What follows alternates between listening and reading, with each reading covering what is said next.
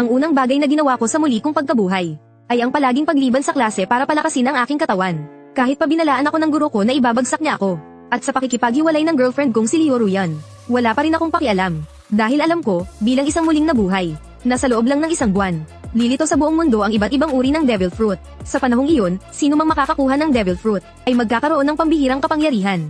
At sa dati kong buhay, kahit nakakuha ko ng pambihirang kakayahan.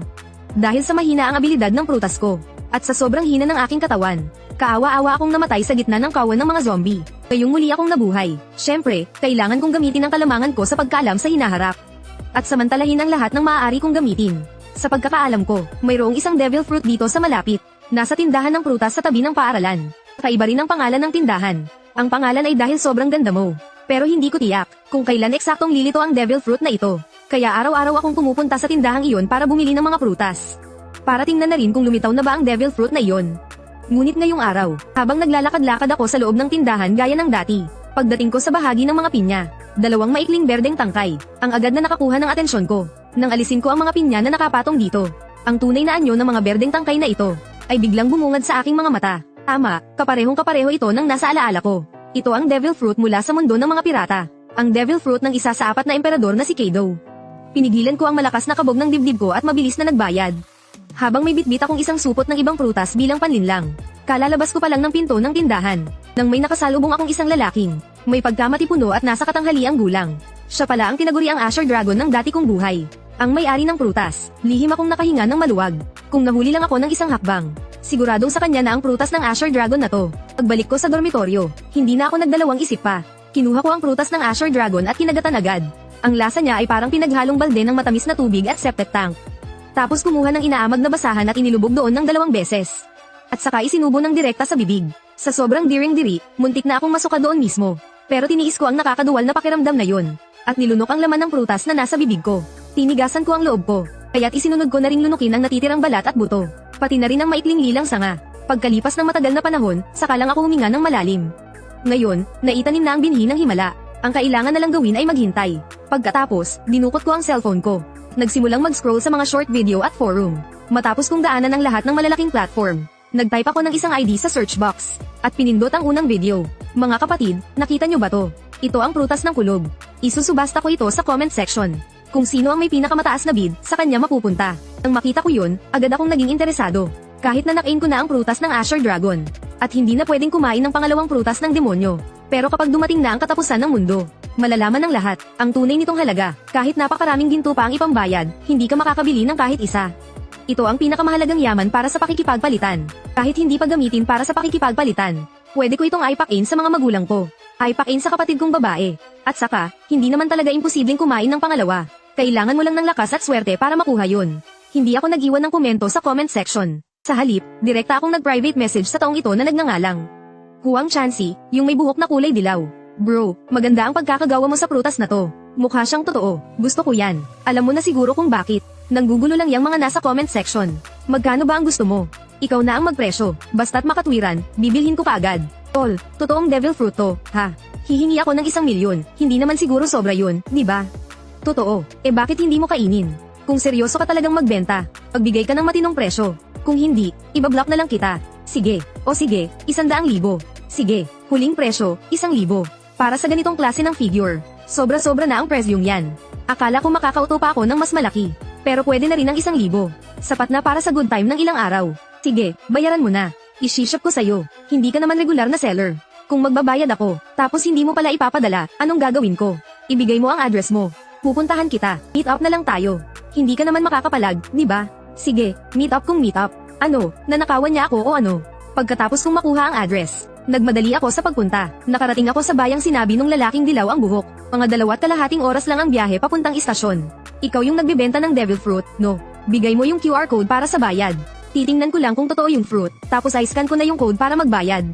Bayad muna bago tingin sa item. Ano, akala mo tatakasin kita sa bayarin?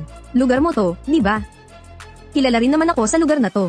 Kapag nagtangkatong di magbayad, isang tawag ko lang, darating agad ang mga tropa ko. Kinuha ko ang bag, nanginginig pa ang kamay ko. Kinuha ko ang devil fruit mula sa loob. Kumakabog ng malakas ang puso ko. Walang duda, totoo nga ito. Walang sabi-sabi, nagbayad agad ako ng 1,000. Itinago ko ang prutas at agad na tumalikod para umuwi. Kung hindi lang dahil walang tren sa sirang county na ito, sasakay na sana ako agad pa uwi. Habang pabalik, binuksan ko ang cellphone ko at nag-scroll sa mga short video. Biglang may isang video na nakakuha ng atensyon ko. Kamakailan, maraming pasyente ang bigla na lang hinimitay. At marami rin ang nagkaroon ng kakaibang mga butik sa katawan. Sabi ng mga eksperto, malamang na ito ay isang bagong uri ng trangkaso. Pinapayuhan nila ang lahat na magsuot ng mask at mag-ingat para sa proteksyon. Nang makita ko ang balitang iyon, bigla akong kinabahan, pagkahimatay at pagkakaroon ng mga butik sa katawan. Hindi ba't ito ang mga senyales bago ang pagsiklab ng apocalypse noong nakaraang buhay ko? Walang pag-aalinlangan, tumakbo ako pabalik sa dormitoryo. Kinuha ko ang matagal ko ng inihandang bagahe at tatakbo na sana palabas. Ngunit sa sandaling iyon, bigla akong nakarinig ng isang sigaw mula sa likuran. Maraming tao ang biglang bumagsak sa sahig. Nagsimulang magkaroon ng mga butik sa kanilang mga katawan. Kasunod nito, isang hindi maipaliwanag na bigat ang dumagan. Lahat ay hindi makagalaw dahil dito. At ang mga taong tuluyan nang nawalan ng malay. Bigla silang nagbago, nanlaki ang kanilang mga mata at mga kuko. Hamaba at tumulis ng husto. Nagmamadali silang lumabas mula sa bawat kwarto na parang mga baliw. Dahilan para magiyakan at magtakbuhan palabas ang hindi mabilang ng mga estudyante. At sa sandaling ito, ako naman, ay nakaramdam ng isang kapangyarihan, na nagmumula sa kaibuturan ng aking dugo na unti-unting nagigising. Lumitaw ang kapangyarihan ng Azure Dragon sa loob ng aking katawan. Tumingala ako at nagpakawala ng isang malakas na tanggal ng dragon. Nagsimulang tubuan ng lunti ang mga kaliskis ng dragon ang aking balat. May mga sungay ng dragon na lumitaw sa aking ulo. At ang aking mga kamay ay naging mga kuko ng dragon. Ang buong katawan ko ay nagsimulang mag-anyong dragon. Ang mga kaklase ko na nasa pasilyo. Grabe ang takot ko. Akala ko, katulad din ako ng mga taong nakahandusay. Naging halimaw na rin. Matapos kong mag-transform sa aking anyong tao hayop, lumakas ng gusto ang katawan ko. Ang aking lakas, depensa, bilis, at kakayahang magpagaling. Lahat ng iyon ay tumaas ng husto. Sakto namang sa likuran ko ay may dalawang zombie na umuungol at susugurin ako para kagatin. Iwinasiwas ko ang aking mga kuko ng dragon. At sa isang iglap, pinatalsik ko sila palayo. Mula sa kabilang kwarto, may isa pang zombie na sumugod. Agad akong bumuga ng mainit na hininga. Ang nag-aapoy na hininga ay agad siyang ginawang abo. Ngunit pagkatapos ng isang buga na iyon, naramdaman ko ang biglaang pagbaba ng aking lakas. Ang kapangyarihan ng Devil Fruit ay pangunahing umaasa sa lakas ng katawan. Kahit na sa hinaharap ay naging pangkaraniwan na ang hockey. Ang nauubos pa rin sa huli ay ang lakas ng katawan. Ang unang Divine Bestowal ay isang yugto ng pagpapalakas ng katawan. Hindi naman ako isang Oni na tulad ni Kado. At lalong wala akong katawan na parang halimaw na tulad niya. Kaya naman, kahit nakuha ko pa ang Azure Dragon Fruit, hindi ko pa rin may lalabas ang tunay nitong kapangyarihan. Pero hindi ibig sabihin na wala na akong magagawa. Iwinasiwas ko ang hawak kong baseball bat. Itong baseball bat na ito ay espesyal. Custom made ito na mas makapal at mas mabigat. Tamang-tama para sa pagbasag ng ulo ng mga zombie. Itinaas ko ang baseball bat. May mga hibla ng kuryenteng nakapulupot dito. Ang Azure Dragon Fruit ay kayang kontrolin. Ang tatlong natural na elemento, hangin, apoy, at kuryente. Kahit na ang lakas nito ay hindi may kukumpara sa Logia type. Sapat na rin ito para palakasin ang aking mga atake. Naghasik ako ng lagim sa pasilyo. Agad kong nakuha ang atensyon ng ibang mga estudyante. Dahil sa walang tigil kong pagpatay sa mga zombie. Nabigyan ng pagkakataon ng mga estudyanteng iyon na makahinga. Ang baseball bat ko na napapalibutan ng kuryente ay parang totoong thunder bagwa. Sa harap ko, ang mga zombie ay halos isang hataw lang, patay agad. Pero hindi ako nagpakalunod sa sarap ng pagpatay. Sa halip, habang lumalaban, mabilis akong tumakbo pababa ng hagdan. Isang bagay lang ang nasa isip ko, humanap ng paraan para makauwi. Sa buhay na ito, hindi ko nahahayaang maapi pa ang mga magulang at kapatid kong babae. Ang isa pang bagay, ay ang pumatay ng 100 zombie sa lalong madaling panahon. Dahil kapag nakapatay ang isang tao ng 100 zombie ng mag-isa, magbubukas ang God-given space. Sa oras na iyon, makukuha ko na roon ang training method para sa free-colored hockey. Para mapabilis ang paglakas ng aking kapangyarihan, kayang lumipad ng Azure Dragon. Pero sa kasalukuyan kong stamina, siguradong hindi ko kakayanin na lumipad hanggang sa bahay. Sa daan ay dumampot ako ng isang bakal na tubo. Para akong isang Azure Dragon War God. Walang sino mang makapigil. Nagtipon sa likuran ko ang isang malaking grupo ng mga estudyante. Gusto nilang sumunod sa akin para makaalis sa gusali. Pero ang hindi nila alam, sa panahon ng apocalypse ay wala ng lugar na ligtas. Ang pagtatago sa dormitoryo at pagsasara ng pinto, ay mas makakapagpatagal pa ng buhay nila ng kaunti. Pagkasugod ko palabas ng gusali, nanliit ang mga mata ko. Ang sitwasyon sa ibaba ay talagang nakakakilabot. Ang eskwelahang ito ay dating isang mass grave. Sabi sa mga chismis sa campus, malakas daw ang masamang enerhiya rito. Nagtayo ng mga residential building dito, na naging sanhi ng pagkakasakit ng maraming tao. Hanggang sa isang feng shui master ang nagmungkahi na magtayo ng eskwelahan. Para gamitin ang matinding positibong enerhiya at sigla ng mga kabataan, upang pawiin ang masamang enerhiya sa lugar na ito. Ngayon, ang mga bangkay na naging mga tuyong buto na, dahil sa impeksyon ng zombie virus, ay nagsilabasan lahat mula sa ilalim ng lupa, at inaatake ang bawat buhay na taong nakikita nila. Tulungan niyo ako, naging magulo ang buong campus. Ang lahat ay desperadong tumatakas para mabuhay. Tumatakbo sila ng walang direksyon dahil sa takot. Nagbabanggaan sa isa't isa, pero wala akong pakialam sa kanila. Nakatutok ang tingin ko sa direksyon ng gate ng eskwelahan. At mabilis akong sumugod patungo roon. Kahit pa may mga zombie sa daan. O mga kalansay, lahat sila ay pinasabog ko sa isang palo lang. Sa wakas, nang makarating ako sa gate ng paaralan, biglang nanigas ang aking katawan. Hindi lang ako, lahat, kasama na ang mga zombie, ay huminto sa kanilang kinatatayuan. Para bang, ang buong mundo ay pinindutan ng time pause button. At pagkatapos, nagdilim na lang ang aking paningin. Ang unang regalo ng Diyos, ang Devil Fruit, ay dumating. Nagbukas ang Divine Gift Space. Pagkagising ko, nasa isang kakaibang espasyo na ako. Walang espasyo rito, walang oras. Mayroon lamang dalawang screen ng liwanag, isang malaki at isang maliit. Sa malaking screen, nakasulat ang mga salitang Divine Gift Shop, habang sa maliit na screen naman ay ang mga salitang Personal Panel. Pamilyar na ako sa mga bagay na ito mula sa nakaraan kong buhay. Ito ay galing sa isang hindi kilalang nilalang. Isang pagkakataong ipinagkaloob, maaaring ipagpalit ang mga puntos para sa mga kaukulang item. Mayroong mga cultivation method, battle record, equipment, potion, at iba pa. Dahil ikaw ang unang nakapatay ng mga zombie at umabot sa 100 puntos, makakatanggap ka ng Divine Gift Reward. At dahil sa loob ng unang 10 minuto ng pagdating ng Apocalypse, naabot mo ang 100 puntos, tumaas ang kalidad ng Divine Gift Reward. Maaari kang pumili ng isa mula sa 3 gantimpala sa ibaba. Natigilan ako, ito ay isang bagay na hindi ko naranasan sa nakaraan kong buhay. Gantimpala 1, Perfect Fruit. Gagawing perpekto ang kasalukuyan mong Azure Dragon Fruit. Tuluyang tatanggalin ang side effects ng Azure Dragon Fruit. Kapag natanggal na ang mga side effect, hindi mo lang maiiwasan ang kahinaan sa sea stone at tubig dagat, kundi makakakain ka pa ng isa pang Devil Fruit, nang hindi sisubog ang iyong katawan. Gantimpala 2, Hockey Genius. Hindi kailangan ng puntos para makuha. Hindi kailangan ng pagsasanay. Agad na Magi gising ang 3 uri ng hockey. At kahit hindi ka aktibong magsanay, ang 3 uri ng hockey ay kusang lalakas ng dahan-dahan. Kung aktibo kang magsanay, double ang bilis ng iyong pagsasanay sa 3 uri ng hockey. Gantimpala 3, Divine Weapon na pamuksa ng zombie. Maaari kang makakuha ng isang armas na pwedeng i-customize. Ang sandatang ito ay nasa antas ng Supreme Grade Blade. At doble ang pinsalang nagagawa ng sandatang ito sa mga zombie. Kailangan kong pumili ng isa sa 3 hockey weapon. Ang una at pangatlo ay kayang agad na itaas ang aking battle power. Ang pangalawa naman ay dahan-daang magtataas ng aking battle power. Pero mas mataas ang potensyal nito, base sa karanasan ko noong natanggap ko ang second divine gift sa dati kong buhay. Hanggang sa panahong iyon, hindi pa rin naluluma ang hockey. Habang nagdadalawang isip ako, bigla kong naalala ang gininto ang payo ni Guro Kado. Ang hockey ang pinakapundasyon ng lahat. Sina Roger, Shanks, at Garp ay walang kakayahan ng Devil Fruit. Pero hindi ba't naging mga pinakamalalakas pa rin sila sa buong mundo? Kahit si Guro Kado, para mapabuti ang kanyang hockey, hindi niya masyadong pinagtuunan ng pansin ang pagdevelop ng kanyang prutas. Noong nilabanan niya si Luffy, hindi man lang siya nag-awaken ng. Hindi na ako nagdalawang isip pa. Ang kakayahan ay nasa pagiging dalubhasa, hindi sa dami. Kung gaano man kalakas ang Azure Dragon Fruit, nakadepende pa rin ito sa kung gaano kalakas ang katawan mo. Hindi na madali ang i-develop ang isang prutas sa sukdulan nitong lakas. Sa sumunod na sandali, bigla akong nakaramdam ng kaliwanagan. Agad kong ginaisang ang aking armament hockey. Isang manipis at mahinang itim na hockey ang bumalat sa kamao ko. Ito ang armament hockey. Pagkatapos, gumamit ako ng 10 puntos para ipagpalit sa 5 piraso ng shui-shui meat. Ito ay pagkaing mabilis na nagpapabalik ng lakas. Dahil dito, mas magtatagal ako sa laban. At ang personal panel ay hindi lang nagbibigay ng personal attributes. Isa rin itong communication tool. Nang sa kalagitnaan ng apocalypse, ang sibilisasyon ng mga tao ay nawasak. Ang lahat ay umaasa sa communication function ng personal panel upang manatiling konektado sa isa't isa. At para maging user-friendly, hinati pa ito sa maraming channels. Sa mga oras na ito, marami nang nagsisimulang mag-usap sa isa't isa. Malapit nang matapos ang space-time freeze. Mula ngayon, maaari nang pumasok sa mind space sa pamamagitan lang ng pag-iisip. Naramdaman ko na lang na biglang nagdilim ang paningin ko. Nang magising akong muli, nagbalik na ang kamalayan ko sa aking katawan. Sa paligid ko ay may walang katapusang mga zombie. At mga nagpapanik na kaklase at guro na hindi alam ang gagawin. Isinubo ko ang isang piraso ng shui-shui meat, habang nagmamadaling kumain. Patuloy akong sumusugod palabas ng gate ng eskwelahan. Bigla, may nakutuban ako. Agad akong gumilid. Sa mismong kinatatayuan ko kanina, may isang braso ng kalansay ang lumitaw. Pinakawalan ko ang aking kapangyarihan. Isang baseball bat na napapalibutan ng kuryente.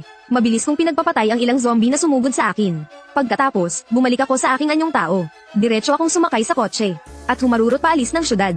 Walang katapusan ang mga sasakyang tumatakas sa daan. Akala nila, ang mga zombie ay sa syudad lang nagsimula. Kaya gusto nilang tumakas sa lugar na kakaunti ang tao para makaligtas. Pero sa mundong ito, wala nang kahit isang pulgadang ligtas na lugar. Sa loob ng kotse, may tumutunog pa ring broadcast sa radyo. Isang emergency notice mula sa gobyerno, sinasabi sa lahat na huwag magpanik. Manatili sa bahay, isarang mabuti ang mga pinto at bintana. Nakadeploy na ang ating mga tropa. Ang ating mga biological laboratory ay gumagawa na rin ng lunas. Pinapakiusapan ng lahat na panatilihin ang kaayusan at huwag magkagulo. Ang unang bugso ng zombie virus ay kumalat sa hangin. Ang mga mahihina ang katawan ay madaling mahawa. Kaya naman, ang mga ospital at nursing home ang mga lugar kung saan maraming nahawaan. Nang dumating ang katapusan ng mundo, ang pangunahing paraan ng pagkalat ng zombie virus ay sa pamamagitan ng kagat at dugo. Sa ganitong sitwasyon, ang mga sundalo na may pinakamalakas na pangangatawan ay napakababa ng tsansang mahawan. Kaya pagdating ng katapusan ng mundo, ay silbi pa rin ang militar. Pero alam kong hindi ito magtatagal. Kung gusto ng militar na mabilis na ubusin ang mga zombie, kailangan nilang gumamit ng mga baril at iba pang armas. Ngunit sa ganoong paraan, hindi sila makakakuha ng mga puntos. Kung walang puntos, hindi sila lalakas. Kapag patuloy na lumalakas ang mga zombie, at sa huli ay hindi na tinatablan ng mga karaniwang armas, mas lalong hihina ang puwersa ng militar. Mas bibilis din ang pagbagsak ng kaayusan sa lipunan. Kaya ngayon, ang tanging pag-asa para mabuhay ay kung lahat ng tao ay lalaban. Makikipaglaban sa mga zombie. Ito ay isang survival competition kung saan ang matira ay matibay. Mabilis na umaandar ang sasakyan. Kahit may mga zombie pa na humaharang sa daan. Pinili kong iraruhin na lang sila. Biglang tumunog ang cellphone ko. Pagkasagot ko ng tawag, narinig ko agad ang balisa at takot na boses ng kapatid ko. Kuya, nasaan ka? Ang daming zombie sa labas. Sobrang nakakatakot. Ayos lang ako. Ikaw, kumusta ka? Kumusta sila mama at papa? Nakinig sa'yo si mama. Maaga siyang nag-file ng leave. At sinundo niya ako pauwi. Nasa ospital pa si papa. Sabi niya, nilock niya raw ang opisina niya. Ligtas naman daw siya sa ngayon. Kuya, ang galing mo talaga. Kung hindi mo pinilit si mama na mag-leave, baka patay na kami sa labas ngayon. Nitong nakaraang buwan, laging nalilito si Ouching. Araw-araw kasing bumibili ang kuya niya ng maraming supply at pinapadala sa bahay. Kahit tanungin nila, hindi siya umiimik. At hindi rin nila alam kung saan niya kinukuha ang ganoon karaming pera. Siyempre, wala akong sariling pera. Hindi sapat ang isang buwan para kumita ng pera. Pero ngayong paparating na ang katapusan ng mundo. Ano pa ang dapat kong katakutin? Inutang ko na lahat sa lahat ng platform. Kung hindi ko lang kailangang magpaliwanag kina mama at papa, baka pati bahay ay naisanla ko na. Pero dahil mayroon akong espasyong bigay ng Diyos, hindi na rin talaga kailangan mag-imbak ng napakaraming supply. Habang nag-uusap kami, isang mamahaling sasakyan sa unahan. Ang tumagilid para iwasan ang isang zombie na biglang sumugod. Agad itong nagdulot ng isang malaking karambola. Maraming sasakyan ang bumangga rito, na nagresulta sa pagkawasak at pagkamatay. Matagal ko nang inaasahan ang mangyayaring ito. Huli na ang lahat para huminto. Kinuha ko ang aking backpack at baseball bat, at agad na nag-anyong Asher Dragon. Binasag ko ang bubong ng sasakyan at lumipad paakyat sa langit. Ang katawan ko ay dinala ng usok at mga ulap. Ang asul na dragon ay mabilis na pumailang-lang. Ang mahiwagang tanawin ay ikinagulat ng lahat ng tao sa daan. Dahil dito, ang malala ng banggaan ng mga sasakyan ay mas lalo pang lumaki. Wala akong oras para pansinin ang maingay na lugar ng banggaan sa ibaba. Pumasok ako sa mga ulap. Lumipad ako ng diretso papunta sa direksyon ng bahay ko. Paminsan-minsan, kumukuha ako ng isang piraso ng water remit mula sa aking backpack. Para mapunan ng lakas. Sa ngayon, hindi pa ako makalipad ng matagal. Sa wakas, nang maubos na ang lahat ng water remit, bumaba na rin ako mula sa himpapawid at bumalik sa anyong tao. Mabilis kong tiningnan ang paligid. Wala akong nakitang mga zombie. Agad akong pumasok sa God-given space. At muling kumuha ng 5 piraso ng water remit. At isinilid ang lahat ng ito sa loob ng backpack. Ngayon, ang laman na lang ng backpack ko ay itong 5 piraso ng water remit. At isang thunder fruit. Kumain ako ng isang piraso ng water remit. Hindi na ako muling lumipad. Kahit na nakakapagpanong balik ng lakas ang water remit. Kung patuloy akong aasa rito para makabawi. Mas bibilis ng bibilis ang pagkaubos ng aking lakas. At hindi nito kayang pawiin ang pagod ng isipan. Binuksan ko ang mapa para tingnan. Kailangan kong maghanap ng isang highway ngayon at hamarang ng sasakyan. Nang mahanap ko na ang tamang direksyon, saka lang ako muling naging asul na dragon. Sa pagkakataong ito, lumipad lang ako ng 10 minuto. At nakakita ako sa ibaba ng isang highway. Maraming sasakyan ang mabilis na tumatakbo. At ang kailangan kong hanapin ay isang matibay na off-road vehicle. Sa daloy ng mga sasakyan sa ibaba, maraming tao ang nakakita sa asul na dragon na lumilipad sa kalangitan. Agad may isang taong kinunan ang tagpong ito gamit ang kanyang cellphone. At in-upload ito sa communication channel ng God-given space. Guys, nakakita ako ng isang dragon. Ang laking asul na dragon. Siguro mga 10 metro ang haba niyan, no? Yung asul na dragon, siguro yung Asher Dragon Fruit ni Kado yan, di ba? Ewan ko kung sino ang napakaswerte para makuha ang ganyang kalakas na mythical zone. Hay, nakakuha rin ako dati ng isang Thunder Fruit, pero akala ko peke lang yun. Kaya ibinenta ko na lang. Isang tunay na Devil Fruit, at isa pa itong pambihirang Logia type na Rumble Fruit. Ibinenta niya lang pala ito sa halagang 1,000. Ngayon, gusto nang sapakin ng lalaking blonde ang sarili niya. Sa himpapawid, sa ibabaw ng expressway mula Jizhao hanggang Yuzhao. Ako na naganyong isang asul na dragon. Ay sa wakas may natuklasan. Isang sasakyang off-road na mukhang napakatibay. Nang bababa na sana ako para makisakay. Bigla, sa gilid ng aking mata, may napansin ako sa isang malaking puno sa tabi ng highway. Mayroong isang malamlam na liwanag na kumikinang. May naramdaman akong kakaibang tibok sa aking dibdib. Lumapag ako patungo sa punong iyon. Habang ako'y papalapit, biglang nanlaki ang aking mga mata ng dragon. Biyaya ito ng langit. Nakita ko sa tuktok ng puno ng poplar na hindi dapat namumunga. Sa gitna ng mayayabong na sanga at dahon, ay may nakasabit palang isang prutas. Ang prutas na ito ay hugis mais. Ang kabuuan nito ay kulay ginto, at may mga puting pakulat na disenyo. Isa pala itong prutas na hindi ko pa kailanman nakikita. Pero normal lang naman iyon. Ang mga devil fruit sa apokaliptikong mundo ay mas marami kaysa sa manga. Sa manga, iilan lang ang mga ito. Ngunit ayon sa aking subconscious, Ang mga prutas na naitala ay umaabot sa 10,000. Siyempre, karamihan sa mga iyon ay mga zone type na mythical zone. Hindi rin naman sila ganoon kakaunti. Tutal, hindi naman mabilang ang mga mitolohiya ng iba't ibang nasyon sa buong mundo. Bawat isang banal na hayop, mahiwagang halimaw, at iba pa sa mga iyon, ay magiging isang bagong prutas na mythical zone. Kaya kahit na nagkalat pa sa lahat ng dako ang mga mythical zone, karapat-dapat pa rin sila sa titulong ang pinakamalakas. Iniunat ko ang aking pangalmat bilang dragon. At pinitas ang prutas na ito. Inilagay ko ito sa malaking backpack sa aking likuran. Kapag umabot na sa 1,000 ang aking mga puntos, maaari ko na sa God-given space i-unlock ang isang bagong kakayahan, ang Devil Fruit Identification. Sa ganitong paraan, maiiwasan ko na makakain ng mga prutas na hindi ko magugustuhan. Siyempre, napakamahal ng bayad sa pagsusuri. Ang bawat pagsusuri ay nagkakahalaga ng 1,000 puntos. Habang naghahanda akong habulin muli ang SUV na iyon, isang malaking truck sa harapan ang biglang tumagilid. 3 zombie ang gumapang palabas mula sa truck. Nagsimula silang harangan at atakihin ang mga sasakyan sa paligid. Pero sa mga oras na ito, aling sasakyan ang mangangahas na huminto. Lahat sila ay humarurot, sinagasaan nila ang mga zombie, at gumuang gewang pakaliwat pa kanan. Sinusubukang ihulog ang mga zombie.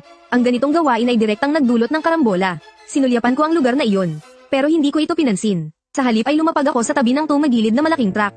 Nagbago ako sa anyong tao halimaw at sinuportahan ang tumagilid na bahagi nito.